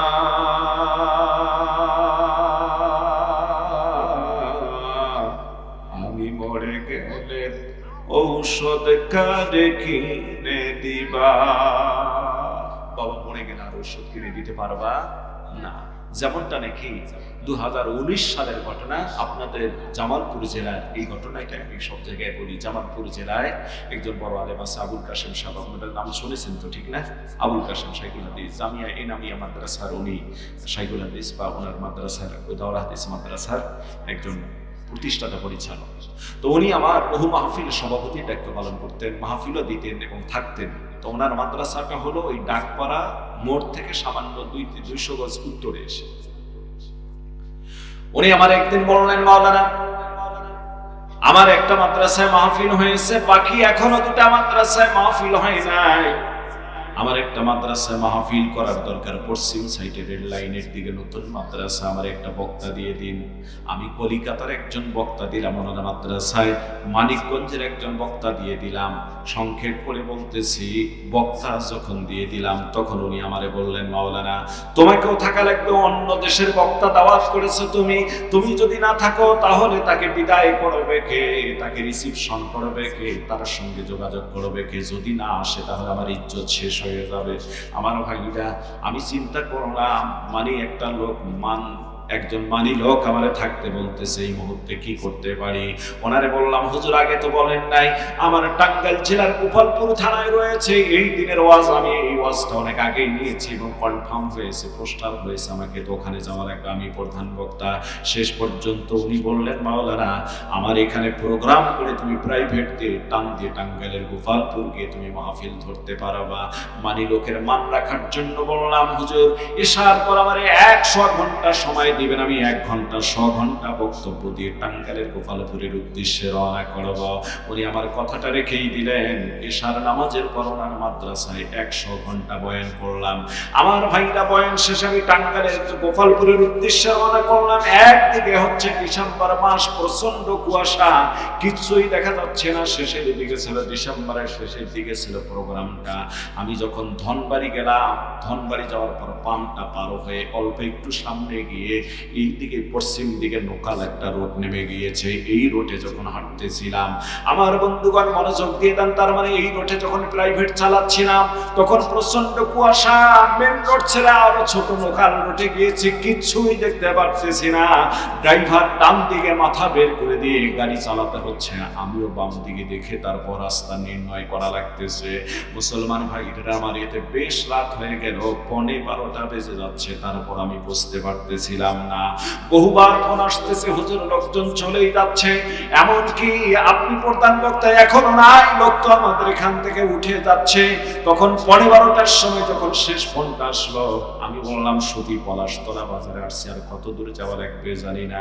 ওনারা বললেন, হুজুর আর মাত্র যদি আপনি 7-8 মিনিট টান দিয়ে আসেন, ডানে বামে যাবেন না, সোজায় আসবেন, আপনি মাহফিল পাবেন। ড্রাইভারকে বললাম, একটু জোরে গাড়ি চালাও, এখন তো লাইটের আলো আছে, এটা তো পৌরসভা। ড্রাইভার একটু জোরে টান দিয়ে চলে গেলেন। ঠিক এই সময়ের ভিতরে 5-7 মিনিটের ভিতরে পৌঁছে গেলাম, তার মানে প্রায় 12টা বেজে যাচ্ছে। আমি গাড়িটা রাস্তায় রেখে সরাসরি মঞ্চের ভিতরে গিয়ে উঠলাম। এমন সময় তাকে দেখি, ছোট্ট একটা মাদ্রাসার ছেলে, বয়স হতে পারে 9 অথবা 11 বছর, এর বেশি হবে না। ছেলেটা স্টেজের ডান দিক থেকে বাম দিকে একবার, বাম দিক থেকে ডান দিকে একবার, এইভাবে 3-4 বার হাঁটা চলাফেরা করতেছে। আমি বসে আছি বাম দিকে, ডান দিকে মেয়র সাহেব কথা বলতেছেন, বাম দিকে সভাপতি সাহেবকে বসতে দিয়েছেন। আমার ভাইরা, আমি গুনাহগার, ওখানে যখন বসে মেয়র সাহেবের বক্তব্য করি শুনতেছি, দেখলাম ছেলেটা শুধু সামন দিয়ে হাঁটা চলাফেরা করে আমার দিকে কেন যেন তাকায় এতিমের মতো। হঠাৎ করে ধমক দিলাম, বেটা মাদ্রাসার ছেলে হয়ে বেয়াদবি করো, তুমি বসো, সাধারণ ছেলেগুলি কি করবে তোমার যদি এরকম আচরণ হয়। ছেলেটা বসে পড়ছে। একটু পর আমি তাকায় দেখি এই ছেলেটার 2 চোখের পানি বয়ে বয়ে এরকম সাদা পাঞ্জাবি ভিজে গিয়েছে, এত বেশি কান্নাকাটি করতেছে। এর কান্না দেখে আর সহ্য করতে পারতেছিলাম না, হাত বাড়ায় আমি কাছাকাছি ডাকতে ভাবে বললাম, আঙ্গুল তুলে এইভাবে ডাকতেছিলাম। পেছন থেকে কমিটির লোক মনে করছে আমি বুঝি ওরে কোনো ধমক দেব, আমারে ডাক দিয়ে বলছে, হুজুর ওই ছেলেটারে আর কিছু বলে ধমক দিয়েন না, কষ্ট দিয়েন না। আজকে আমাদের মাদ্রাসায় 7 জন হাফেজে কোরআন হয়েছে, পাগড়ি পাবে, তাদের ভিতরে ওই ছেলেটাই কম বয়সের ছেলে। হুজুর ওই ছেলেটার মা 3 দিন আগে দুনিয়ার থেকে বিদায় হয়ে চলে গিয়েছে। মায়ের মারা যাওয়ার পর ছেলেটার নাওয়া খাওয়া ঘুম কিচ্ছু নেই, পাগল হয়ে গিয়েছে। জোরে বলুন আল্লাহু আকবার। আমি বললাম, কমিটির লোকদের বললাম, ওই ছেলেটারে একটু স্টেজে উঠান। ছেলেটারে স্টেজে উঠানো হলো। আমি ওই ছেলেটার মাথাটা করে আমার বুকের সঙ্গে ঠেকায় দিয়ে বললাম, বাজান রে, মানুষ তো অন্তর্যামী না, আমি তোমার ধমক দিয়েছি, ও বাজান কষ্ট পেয়েছো, আমারে ক্ষমা করে দাও, মাফ করে দাও। ছেলেটা চোখের পানি ছেড়ে দেয় আর কান্দে আর বলে, হুজুর আমি তো বেয়াদবি করেছি, আপনি করেন নাই, বরং আমারে আপনি ক্ষমা করে দিন, হুজুর আমারে ক্ষমা করে দিন। আমি বললাম, বাজান সামন দিয়ে ভাবে হাঁটছো, আমার দিকে তাকাইছো কেন একটু বলো তো? কান্দে আর বলে, হুজুর আগে আসলে রুমের ভিতরে গিয়ে মনের দুঃখের কথাগুলি বলতাম, হুজুর আমি আমার মায়ের জন্য দোয়া চাওয়ার জন্য এভাবে ছটফট করতেছিলাম, কখন আপনার কাছে যাই এভাবে সামন দিয়ে হাঁটতেছিলাম, ছোট মানুষ স্টেজে উঠতে পারি না। হুজুর গো, বিগত একটা বছর থেকে আমার মা আমাকে বলতো, বেটা এই বছর কোরআনের হাফেজ হয়ে যাবা, আমি তোমার মাদ্রাসায় গিয়ে মহিলা প্যান্ডেলে বসে থাকবো, যখন তোমার নাম ঘোষণা করে তোমার মাথায় পাগড়ি পরানো হবে, হাফেজদের এই যে পাগড়ি পরা হয় ওইভাবে যখন পাগড়ি পরানো হবে, দুনিয়ায় যত মানুষ থাকবে আমি তোমার মা থাকবো সবচেয়ে বেশি খুশি। জোরে বলুন সুবহানাল্লাহ। আমার কান্দের বলে, হুজুর ওই জননী মা আজ আমার পাগড়ি দেখে যেতে পারলো না, আমার হাফেজ হওয়াটা দেখে যেতে পারলো না। হুজুর আজ আমার বন্ধুদের মা এসেছে, মহিলা প্যান্ডেলে আমার জোর করে নিয়ে গিয়েছে, একবার দেখি বন্ধুদের মা কত খুশি, বন্ধুরাও কত খুশি। আমি বললাম, খালা আজকে তো আপনাদের সঙ্গে আমার মা আসার কথা ছিল।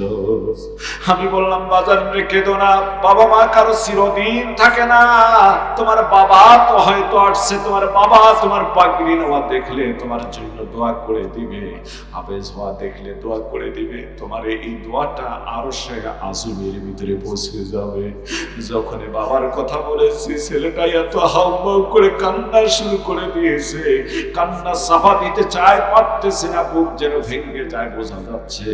কান্দে বলে, হুজুর আমার মতো অসহায় এই দুনিয়ার জমিনে কেউ নাই, 2 বছর আগে আমার বাবাও দুনিয়ার থেকে বিদায় হয়ে চলে গিয়েছে,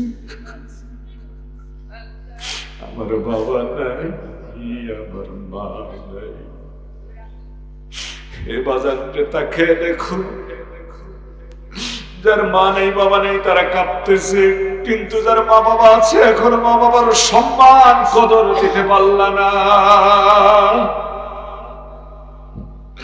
ওই যে তাকিয়ে দেখো ভাই, যারা আমার সুখের মধ্যে হাত দিয়ে কাঁদতেছে, তাকিয়ে দেখো আমার এই বাজার কিভাবে কাঁদতেছে, তাকিয়ে দেখো না কতজন মা বাবার জন্য কাঁদে, তোমার চোখের মধ্যে পানি আসে না, তোমার পাথরের হৃদয়। আরে তোমার বাবা মাই তো তোমার জান্নাত, তোমার জন্য জাহান্নাম। আল্লাহর নবীর দরবারে একজন সাহাবী আসলেন, আসার পর বললেন, আন্না জাহিমাতা জাআ ইলান নবী সাল্লাল্লাহু আলাইহি ওয়াসাল্লাম ফাকালা يا رسول الله أردت أن أقسو وقد زئت أستشرك قال هل لك من أم قال نعم قال فالزمها فإن الجنة عند رجلها আবু যুহাবা নামে একজন সাহাবী এসে বললেন, ইয়া রাসূলুল্লাহ আমি যুদ্ধের ময়দানে যেতে চাই, পরামর্শ নিতে আসলাম, আল্লাহর নবী গো আপনি বলুন আমি যাব কি? নবী বললেন, তোমার মা কি বেঁচে আছে? বললেন, ইয়া রাসূলুল্লাহ আমার মা বেঁচে আছে এবং আমার মা একজন বয়স্ক মা। আল্লাহর নবী ডাক দিয়ে বললেন, ক্বালা ফালজামহা ফাইন্নাল জান্নাতা ইনদা রিজলিহা। সাহাবীরে যুদ্ধের ময়দানে যেতে হবে না, তোমার মায়ের খেদমত করো গিয়ে। কদর করলে না, মনে রাখবা সেই তো তোমার জান্নাত, সেই তোমার জন্য জাহান্নাম। আমার ভাইরা, এই ছোট্ট মাসুম বাচ্চা মাদ্রাসার ছেলেটা আমারে ডাক দিয়ে বলে, হুজুর আমার বাবা নাই, মাও নাই, আমার পাগড়ি দেখার মতো কেউ নাই। ছেলেটার মাথায় হাত বোলালে আমার বললাম, বাজান আল্লাহর কাছে দোয়া করবো, আল্লাহ যেন তোমাকে মুহাক্কিক মুতাবাহিক আলেম বানিয়ে দেয়। আমারে বললেন, হুজুর আমি একটু মাদ্রাসা রুমে থেকে যাবো আর আসবো। আমি বললাম, বাজান এই যে মেয়ের সব বক্তব্য ছাড়লেই তোমাদের মাথায় পাগড়ি দিয়ে বয়ান, তাড়াতাড়ি আসো, এরকম মাদ্রাসার ফিল্ডেই মাহফিল।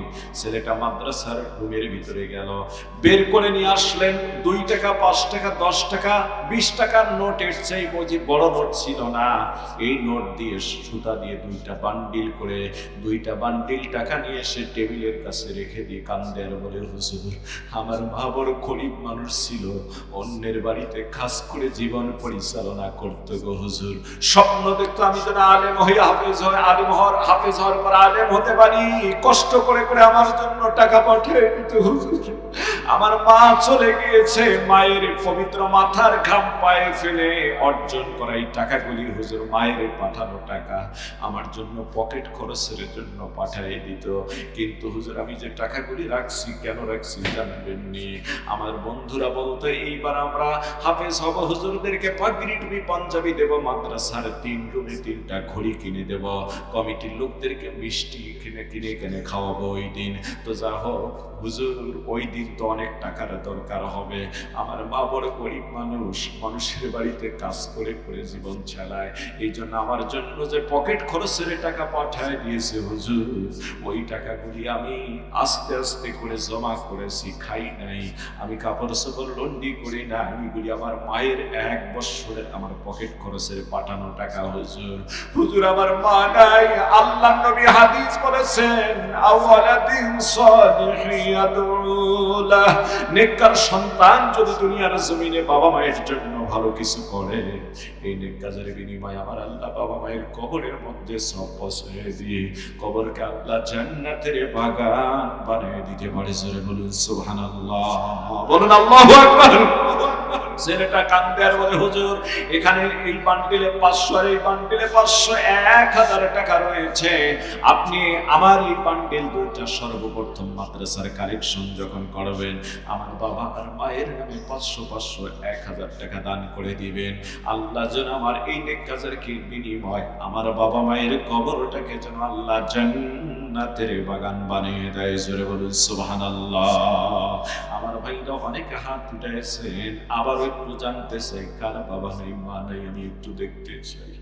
আল্লাহর রাস্তায় আরেকবার হাতটা উঠান তো, এই গুনাহগার হাতগুলি দেখতে চাই। আল্লাহ এই মানুষগুলি হাত উঠেছে, জানি না কার বাবা নাই কার মা নেই। আল্লাহ যার মা বাবা কবরবাসী হয়ে গিয়েছেন, আল্লাহ সন্তানকে নেককার বানায় দিয়ে বাবা মায়ের কলিজা আল্লাহ তুমি ঠান্ডা করে দিও। নেককার সন্তান বানায় দিয়ে বাবা মায়ের কলিজাকে আল্লাহ ঠান্ডা করে, তার মানে কবরকে আল্লাহ তুমি জান্নাতের বাগান বানায় দিও। জোরে বলেন আমিন।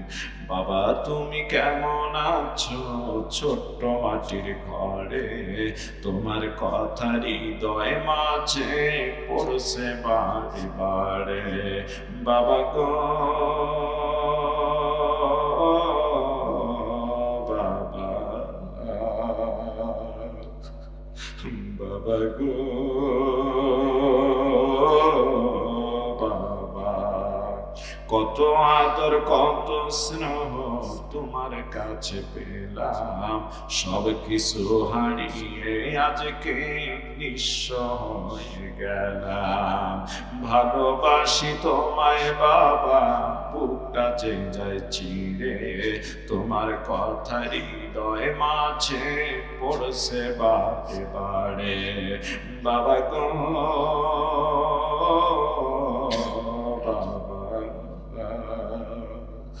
বাবা গো বাবা, তোমার মতো আপন কেহ পাই না তোমার খোঁজে, তাই তো আজি দিবানিশি অশ্রুতে যাই ভিজে। সুখে থেকো পরম সুখে জান্নাতের ভিতরে, তোমার কথা হৃদয় মাঝে পড়ছে বারে বারে। এ বাজান রে, এখানে সন্তান হিসাবে বাবা মারে কষ্ট দিয়েছো, বাবা মা তোমার প্রতি না খুশি রয়েছে, এরকম 2-4 জন সন্তান যদি থেকে থাকো, এই মুহূর্তে মাহফিলের ভিতরে যদি বাবার কাছে গিয়ে একটু হাতটা ধরে ক্ষমা চাও, আমার আল্লাহর আরশে আসিমে দোয়া পৌঁছে যাবে। বাবা যদি মন থেকে দোয়া করে দেয়, আমার আল্লাহ রব্বুল আলামিন নির্ঘাত তোমার জন্য জান্নাত বরাদ্দ করে রাখবে। জোরে বলা যাবে কি সুবহানাল্লাহ। কাছে বলতে চাই, আল্লাহর আরেক বান্দা আসতেছে, আল্লাহ গো তুমি কবুল করে নিও, আল্লাহ তুমি কবুল করে নিও। তার সত্য মুখের মধ্যে জড়িয়ে নেয়, মুখের মধ্যে জড়িয়ে নিয়ে আমার সন্তানের জন্য দোয়া করে দিবেন। আল্লাহ তুমি দুনিয়া আখিরাতের মধ্যে কল্যাণ দান করে দিও। খেদমতে মা তার পিতার আরে বাবার পায়ে পড়ে গিয়েছে, আল্লাহ তুমি ওই সন্তানকে আল্লাহ তুমি কামিয়াব বানিয়ে দিয়ে পিতা মাতার আল্লাহ পাগল, আল্লাহ তুমি তার মাফ করে দিও। জোরে বলুন না, ওই একটু পাগল ছোট্ট মানুষের সন্তান বাবার কোলে গিয়েছে, আল্লাহ বাবার অন্তরের দোয়া সন্তানের কাছে তুমি ফালাই দিও। আল্লাহ গো কিয়ামতের ময়দানে এই বাবার কারণে এই সন্তানগুলিকে আল্লাহ তুমি নাজাত দান করে দিও। এই সন্তানগুলিকে আল্লাহ তুমি তোমার বড় ওলি বানিয়ে দিও। আল্লাহ এদেরকে আল্লাহ তুমি মাফ করে দিও। জোরে বলেন আমিন। আমিন। বাস পরিশেষে বলতে চাই, আমার ভাইরা সন্তান নেক কাজ করলে বাবা মা কবরে বসে কি পায়? জোরে বলেন না, কি পায়? সব পায়। ওয়াজ আর লম্বা করবো না, শেষ। এবং সুস্যার একটা কথা বলতে চাই, কোন এক যুবক বিয়ে করেছে সুন্দরী স্ত্রী দেখে, স্ত্রী গর্ভবতী, একটা ঘটনা আসছে এরকম, হাদিস কোরআন না। স্ত্রী গর্ভবতী, যুবক খুব অসুস্থ হয়ে পড়ল। বিবিরে বললেন, বিবি সন্তান আর দেখে বুঝে দিতে পারলাম না, আমার মন কেন যেন বলছে এই অসুখে বুঝে আমি মারা যাব। যদি আমি মারা যাই তাহলে তোমার গর্ভে যে সন্তানটা ছেলে হোক মেয়ে হোক 7 বছর বয়স হওয়া মাত্রই তাকে তুমি কোরআন শিক্ষা দেওয়ার ব্যবস্থা করে দিও। জোরে বলুন না সুবহানাল্লাহ। বলুন তো একটা ভালো কাজ ওসিয়ত করছে কিনা? ভালো ওসিয়ত করে যুবক মারা গিয়েছে। এরপর সময়ান্তে ওই মহিলার গর্ভ থেকে একটি সন্তান হওয়ার পর এতদিন পর্যন্ত সন্তানটা আস্তে আস্তে বড় হচ্ছে, ছেলে সন্তান। যেদিন 7 বছর বয়স হয়েছে, জননী মা গনে রাখছে, ওই দিন ছেলেরে বলছে, বাজার ওই যে মাদ্রাসা বাড়ির পিছনে, ওই মাদ্রাসায় গিয়ে তুমি আজকে এমনি গিয়ে ঘুরে আসো, কালকে তোমার নাম এডমিশন করে ভর্তির ব্যবস্থা করে পড়ার ব্যবস্থা করবো, আজকে বন্ধুদের সাথে শুধু যাও। ছেলেটা যাওয়ার পূর্ব মুহূর্তে ডাক দিয়ে বলছে, মা আমি তো মাদ্রাসায় যাবো, আমার নতুন জামা জুতা কিচ্ছু নাই, মাদ্রাসায় গেলে তো একটু ভালোভাবে যেতে হয়, আমার একজোড়া নতুন জামা জুতা দাও। যখন জামা জুতা চাইছে, মহিলা এবার চোখের পানি ছেড়ে কান্না শুরু করছে। আর যদি তার বাবা থাকতো এই আবদার তো পূর্ণ করতো বাবা। যেরকম কথা ঠিক কিনা? আমি গরিব মানুষ, অন্যের বাড়িতে কাজ করে এর মানুষ করার চেষ্টা করতেছি, এই মুহূর্তে কোথায় পাবো নতুন জামা জুতা? বললেন, বাজান যাও মাদ্রাসায়, আমি কালকে কিনে দেবো। ছেলেটা রাস্তায় যখন যাচ্ছে দেখে অনেক ছেলে বাবার হাত ধরে ধরে ধরে মাদ্রাসায় যাচ্ছে। আমরা অনেক ছেলেদেরকে পছায় দেই না, কথা কয় না কেন, দেখি দেই না, স্কুলে দেই, মাদ্রাসা দেই। হঠাৎ এই দিনে বাবার কথা মনে পড়ছে, এর আগে তেমন মনে পড়ে নাই, ছোট মানুষ তো আর কোনোদিন কেউ বলে নাই, কষ্ট পাবে দেখি। দৌড় দিয়ে এসে মারে বলছেন, মা ছেলেরা বাবার হাত ধরে মাদ্রাসায় যাচ্ছে, তুমি বলো তো আমার বাবা কোথায়, কি করেন? বাবার কথা না বললে আমি মাদ্রাসায় যাব না। এবার ছেলেকে বুকের মধ্যে জড়ায় মহিলা কান্দে, একদিকে মাসুম বাচ্চার কৈফিয়াত, আরেকদিকে স্বামীর কথা মনে পড়ছে। এবার কান্দে, কান্না যখন তীব্র আকার ধারণ করে ফেলছে, সন্তান কয়, মা কান্দো কেন? বাবা কি ধরে ছেড়ে চলে গিয়েছে, তুমি বাবা কোথায় গেছে না বললে আমি আজকে মাদ্রাসায় যাব না। হঠাৎ বলে ফেলছে, বাজান ওই যে মাদ্রাসার ওই বাম সাইডে উঁচা জায়গাটা জঙ্গল ঝাড়, ওখানে তোমার বাবা ঘুমিয়ে আছে। আসলে মুড ফসকে আসল কথাটা বেরিয়ে গেছে, ঘুমে আছে মানে চিরদিনের জন্য ঘুমাইছে, এটা কবরস্থান। ছোট মানুষ তো বোঝে নাই। প্রথম দিন মাদ্রাসায় গিয়ে কোরআনের কারিমের 2টা আয়াত তেলাওয়াত করেছে, তাউজ ও তাসমিয়া, আউযু বিল্লাহি মিনাশ শাইতানির রাজিম, বিসমিল্লাহির রহমানির রহিম। সবাই ছুটি হলে বাড়ির দিকে আসছে, এই ছেলেটা বাড়ির দিকে না আসে ওই কবরস্থানে গিয়ে বাবারে ডাক দিতে চান, দৌড়াচ্ছে, বাবা তুমি দেখে এখানে ঘুমায় আছো, আমার একজনের নতুন জুতা জামার ব্যবস্থা করে দাও, আমি মাদ্রাসায় যাওয়া শুরু করছি। দেখে বাবা দেখা দেয় না, বাবা আমার নতুন জামার জুতার দরকার নাই, শুধু একটা বার দেখা দাও, আমি তোমারে কোলে উঠতে চাই। তাও বাবারে পাই না, বাবা আমি কোলে উঠতে চাই না, একবার দেখা দাও, তোমার ছবিটা আমি হৃদয়ের মাঝে করবো। জোরে বলুন না সুবহানাল্লাহ। তুমি কেমন আমি তোমারে দেখি নাই, একটা বার দেখা দাও। তাও যখন পাই না, এদিকে সব ছেলেরা বাড়িতে চলে আসছে। মা জননী দেখে, কি ব্যাপার আমার ছেলে কেন নাই? জিজ্ঞাসা করলেন, বাজান আমার ছেলেটা তো আজকে মাদ্রাসায় গিয়েছিল, কই সবার আগে বেড়াইছে, বাড়িতে নাই কেন? কবরস্থানের দিকে তাকায় দেখে জননী মা পাগলের মতো ছেলেটা কবরস্থানে দৌড়াদৌড়ি করতেছে। জননী মা ওই জায়গায় গিয়ে সন্তানকে জড়ায় নিয়ে বলছে, বাজান কেন এই জায়গায় আসছো? তোমার বাবা তো মারা গিয়েছে, ঘুমিয়ে পড়েছে চিরদিনের জন্য, দুনিয়ার কোনো মানুষ তোমার বাবার ঘুম ভাঙাতে পারবে না। এই কথাই তো আমি বলছিলাম, তোমার বাবা ঘুমিয়ে আছে। ছেলেটা সাথে সাথে আল্লাহকে ডাক দিয়ে বলছেন, আমার আল্লাহ, প্রথম দিন মাদ্রাসা গিয়ে কোরআনে কারীমের দুইটা আয়াত তেলাওয়াত করেছি, তাউযু তাসমিয়া আউযু বিল্লাহ ওয়া বিসমিল্লাহ শুদ্ধ করে পড়েছি। এই দুইটা আয়াতের হকদার হলো আমার বাবা। আমি আমার প্রথম দিনের আয়াত দুইটা আমার বাবার নামেই দিয়ে দিলাম। জোরে বলুন না সুবহানাল্লাহ। সোনারি মা ছেলের নিয়ে এসে ঘুমায়েছে, খাওয়া দাওয়া মায়ের নাই। নিশি রজনীতে ছেলেটা চিৎকার করে উঠে বলছেন, মা মা, মনের আশা মনে রইল, পূরণ হইল না। মা কয়, বাজান ভয় পেয়েছো, ডাক্তার কবিরা জানবো। সন্তান কয়, মা ডাক্তার কবিরা জানতে হবে না রে মা। ও মা, তোমার কথা অনুযায়ী মাদ্রাসায় গিয়েছি, কোরআনে কারীমের দুইটা আয়াত পড়েছি, ওই কবরস্থানে গিয়ে বাবার করে উঠতে চেয়েছি, জামা জুতা চেয়েছি, বাবারে দেখতে চেয়েছি, যখন পাই নাই। আর তোমার কথা অনুযায়ী যখন জানলাম এটা কবরস্থান এবং বাবা চিরদিনের জন্য ঘুমিয়ে পড়েছে, আমি প্রথম দিনের দুইটা আয়াত আমার বাবার নামে বরাদ্দ করে দিয়ে এসেছি। মা, আজ আমি স্বপ্ন যোগে আমার বাবারে দেখছি, দুনিয়ার কোনো মানুষ আমারে বলে নাই। বলো রে মা, আমার বাবা এমন লম্বা, এমন ফর্সা, এমন গঠনের ছিল কিনা? আমার বাবা আমাকে স্বপ্নে দেখা দিয়ে বলছে, বাবা তুমি সন্তান হিসেবে নেক কাজ করে আমার নামে বরাদ্দ করে দিয়েছো।